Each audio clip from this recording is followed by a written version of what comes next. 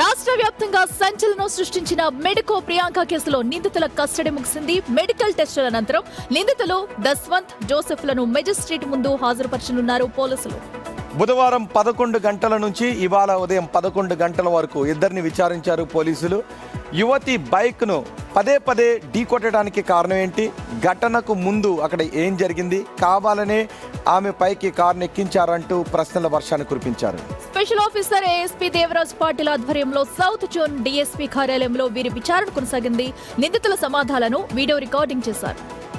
అయితే పోలీసులకు నిందితులు పొంతన లేని సమాధానాలు ఇచ్చినట్టుగా తెలుస్తోంది.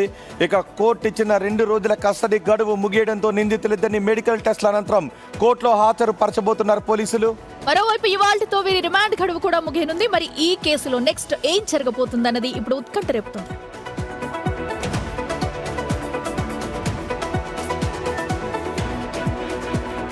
సో నిజానికి వాళ్ళు నోరు విప్పినా విప్పకపోయినా ఏదైనా అబద్ధాలు చెప్పినా నాకు ఏదైనా అన్నా కూడా టెక్నికల్ ఎవిడెన్స్ ఉంది అండ్ ఐ విట్నెస్ ఉంది, సీసీ కెమెరా విజువల్స్ ఉన్నాయి, ఇవన్నీ ఉన్నాయి, వాళ్ళు ఫిక్స్ అయిపోయినట్టే. సో వాళ్ళ మోటివ్ను కూడా అక్కడ రికార్డ్ చేయాలని అనుకున్నారు. సో వాళ్ళు ఫిక్స్ చేయడానికి కావాల్సిన ఆధారాలు ఉన్నాయి. చూద్దాం వీళ్ళకి ట్రయల్ స్టార్ట్ అయిన తర్వాత ఛార్జ్ షీట్లో ఏం వేస్తారు, ఆ తర్వాత ట్రయల్ స్టార్ట్ అయిన తర్వాత ఎటువంటి శిక్ష పడుతుందో వీళ్ళకి.